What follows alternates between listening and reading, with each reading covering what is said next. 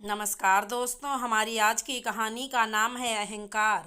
मैं क्यों सोचूं कि कौन क्या कहेगा। उन लोगों ने कभी सोचा है हमारे बारे में सिवाय बेइज्जती के। जब हम लोगों को उन लोगों की स्वाति की पढ़ाई के लिए ज़रूरत थी तो कैसे सब कन्नी काट लेते थे कि कहीं हम उन लोगों से कुछ मांग ना बैठें।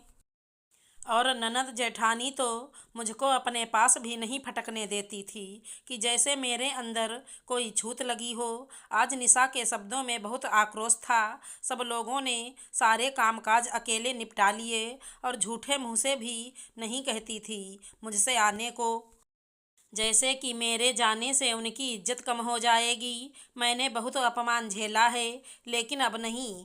निशा, मैं तुमसे पूरी तरह सहमत हूँ, लेकिन उनका हिसाब वो लोग जाने। अब हम लोग भी तो उनके जैसे नहीं बन जाएंगे, फिर उनमें और हम में अंतर ही क्या रह जाएगा। सोचो, सब आस पड़ोस के लोग होंगे और अपने लोग नहीं होंगे तो कैसा लगेगा। रवि समझाते हुए बोले।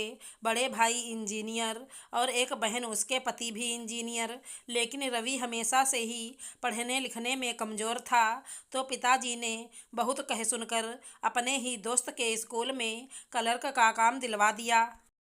और जब नौकरी अच्छी नहीं तो रिश्ता भी साधारण परिवार से कर दिया।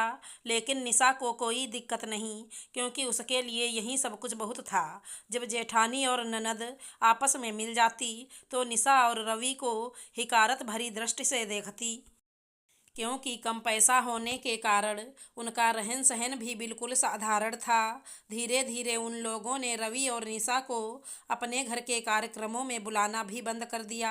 लेकिन रवि यही कहते कि कहीं घर वालों को भी बुलाया जाता है, और वो ज़बरदस्ती निशा को लेकर चला जाता और फिर वहाँ उन दोनों का अपमान जरूर होता।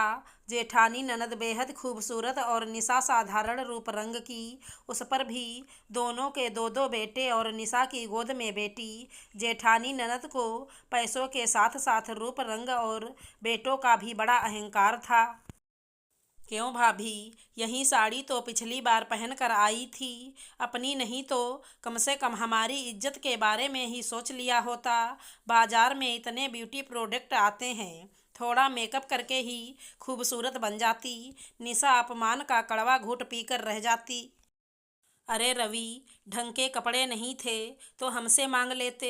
तुम्हारे जीजा जी के बहुत पुराने कपड़े पड़े हैं, कम से कम इन कपड़ों में आकर मेरी बेइज्जती तो ना करवाते। और किसी को क्या कहें, बहन ही भाई भौजाई को ताना कसने में पीछे नहीं रहती। लेकिन अब निशा ने ठान लिया था कि चाहे जो कुछ भी हो जाए, लेकिन वो उन लोगों के घर किसी कार्यक्रम में नहीं जाएगी। निशा ने ये अच्छा किया कि वो रूखा सूखा खाकर भी थोड़े थोड़े करके रुपए बचाती रही और अपनी लाडली को खुद पढ़ाती भी रही। टूटा फूटा पुश्तैनी घर का छोटा सा टुकड़ा भी उसको मिल गया था।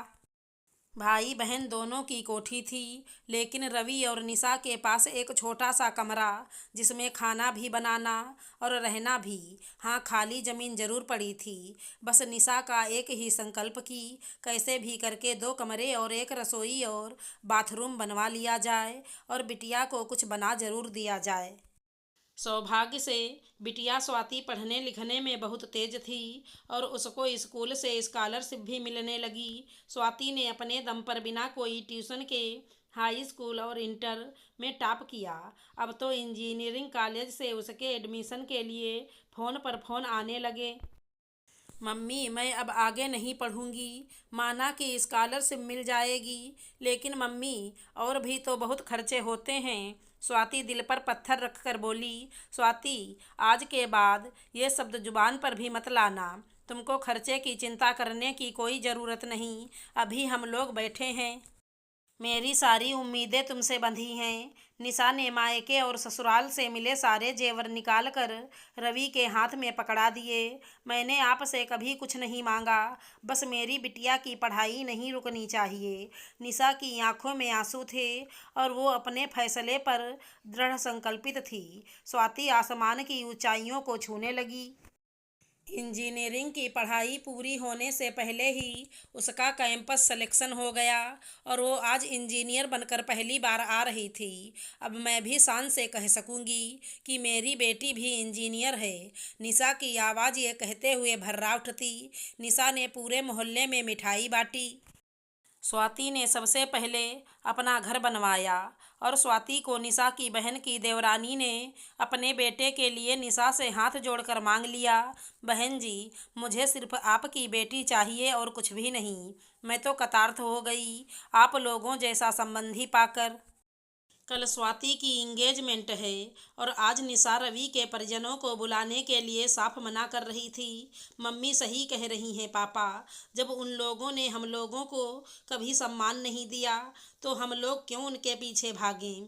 रक्षाबंधन पर जब कभी मैं ताई जी के बेटों से राखी बंधवाने के लिए कहती थी तो वो लोग मेरा मजाक उड़ाते थे।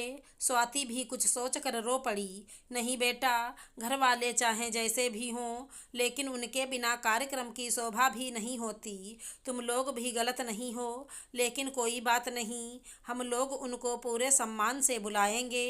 ठीक है, जैसी आपकी मर्जी। आखिरकार निशा मान ही गई और आज सब लोग स्वाति की इंगेजमेंट में शामिल हो गए। शायद सबके मन में आत्मग्लानि थी उन लोगों से अच्छा व्यवहार ना करने की। छोटी, हम लोगों को माफ़ कर दो, हम लोगों ने तुम्हारे साथ बहुत खराब व्यवहार किया। हाँ सचमुच भाभी, लेकिन मुझे विश्वास है कि हमारी भाभी हमको माफ़ कर देंगी। जी बुरा मत मानिएगा, पैसा बोलता है। अगर आज भी मेरी बेटी इंजीनियर ना बनी होती तो आप लोग हमारे कार्यक्रम में शामिल होने के लिए नहीं आते। सब वक्त वक्त की बात है। कोई कोई जख्म नासूर बन जाते हैं और एक तो नासूर जल्दी ठीक नहीं होता है, लेकिन अगर मान लो ठीक भी हो जाता है तो बहुत गहरा निशान छोड़ जाता है। इतना कहकर निशा अपने काम में लग गई, क्योंकि उसके मन में भरा ये गुबार भी निकलना बहुत ज़रूरी था। और वहाँ पर बैठे सब लोग आवाक से निशा का चेहरा निहारते हुए कुछ ना बोलकर चुपचाप बैठे देखते रह गए। आशा करती हूँ हमारी कहानी अच्छी लगी होगी। धन्यवाद दोस्तों।